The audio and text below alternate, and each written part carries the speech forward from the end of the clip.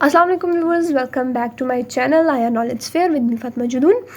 आज की वीडियो में हम डिस्कस करेंगे जी इंटरनेशनल पॉलिटिकल इकोनॉमी की एक और थ्योरी, डिपेंडेंसी थ्योरी जिसको कहा जाता है। ये बेसिकली एक्सटेंशन है मार्क्सिज्म की, और इसके जो की प्रोपोनेंट हैं जी वो है जी रॉल परबश।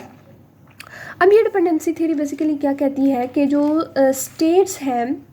वो जो है वो इकोनॉमिक सिस्टम एक इस तरह से बना हुआ है जो कि बेनिफिट कर रहा होता है जी सिर्फ और सिर्फ डेवलप्ड नेशंस को, डेवलप्ड स्टेट्स को, जो कि ग्लोबल नॉर्थ है, at the expense of the developing states. यानी डेवलपिंग स्टेट्स जो है वो क्या कर रही है जी, उनकी एक्सपेंस के ऊपर, उनके रिसोर्सेज के ऊपर जो डेवलप्ड स्टेट्स हैं या ग्लोबल नॉर्थ है वो जो है वो क्या कर रहा है जी, डेवलप्ड हो रहा है दिन ब दिन। यानी जो डेवलप्ड स्टेट्स हैं बेसिकली उनके पास क्या है जी, उनके पास क्या है, टेक्नोलॉजी है,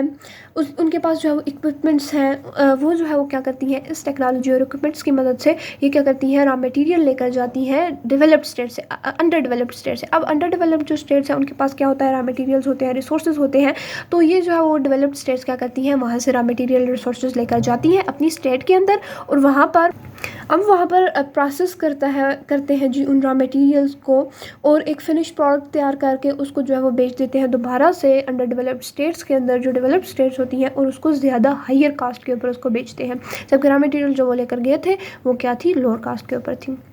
ठीक हो गया। बेसिकली ये सारी थ्योरी इस बारे में। अब इसकी अजम्पशंस की अगर हम बात करें तो सबसे पहले है जी स्ट्रक्चर ऑफ ग्लोबल इकॉनमी। अब ये क्या कहता है कि जो ग्लोबल इकॉनमी है बेसिकली उसका जो स्ट्रक्चर है वो दो ग्रुप्स में डिवाइड किया गया है। एक हो गया जी कोर और दूसरी होगी पेरिफेरी। अब कोर जो है वो स्टेट्स हैं जो कि बिल्कुल डेवलप्ड है, जिसको हम ग्लोबल नॉर्थ कहते हैं, और पेरिफेरी वो स्टेट्स हैं जो अंडर डेवलप्ड है, जिनको हम जो है वो क्या कहते हैं, ग्लोबल साउथ कहते हैं। और ग्लोबल नॉर्थ जो है वो क्या कर रहा है जी, एक्सप्लॉइट कर रहा है या डेवलप हो रहा है at the expense of under developed states, periphery.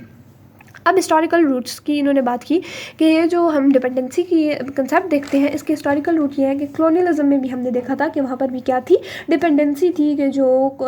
States थी, बिगर स्टेट्स, वो जो है वो क्या कर रही थी, इंटीग्रेट कर रही थी कॉलोनीज़ के अंदर, और वो क्या कर रही थी जी, वहाँ से उनके जो रिसोर्सेज थे, उनका जो रॉ मटेरियल था वो अपनी स्टेट्स के अंदर लेकर जा रही थी। उन स्टेट्स को जो है वो क्या कर रही थी, वो वहाँ पर फिजिकली एक्सप्लॉइट कर रही थी। ठीक हो गया। अब जो है वो स्टेट्स जो है वो अभी जो डेवलप्ड स्टेट्स हैं वो क्या कर रही हैं, एक्सप्लॉइट कर रही हैं जो अंडर डेवलप्ड स्टेट्स हैं उनको।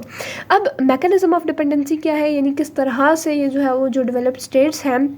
अंडर डेवलप्ड स्टेट्स के ऊपर ख़ुद को जो है वो डिपेंडेंट कर लेती हैं, उसका डिफरेंट मैकेनिज्म है आज के दौर में। पहले तो जो है वो क्या कर रही थी फिजिकली जो है वो कॉलोनीज़ बनाती थी, वहाँ पर अपने जो ट्रूप्स होते थे वहाँ पर उनको भेज कर वो क्या करती थी, उन कॉलोनीज़ को कंट्रोल करती थी। लेकिन आजकल जो डेवलप्ड स्टेट्स हैं वो जो है वो अपनी कॉलोनीज़ को किस तरह कंट्रोल करती है, बाय मीन ऑफ ट्रेड। यानी ये जो है वो क्या करती हैं जी, ट्रेड करती हैं किसके साथ,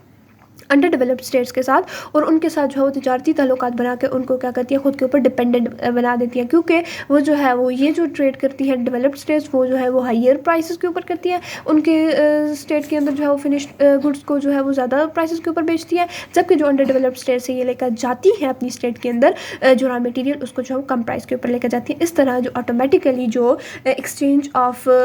फाइनेंसेस हैं, ट्रांसफ़र ऑफ फाइनेंसेस हैं कोर की तरफ, वो जो है वो क्या कर देता है जी, पेरिफेरी को डिपेंडेंट बना देता है कोर के ऊपर।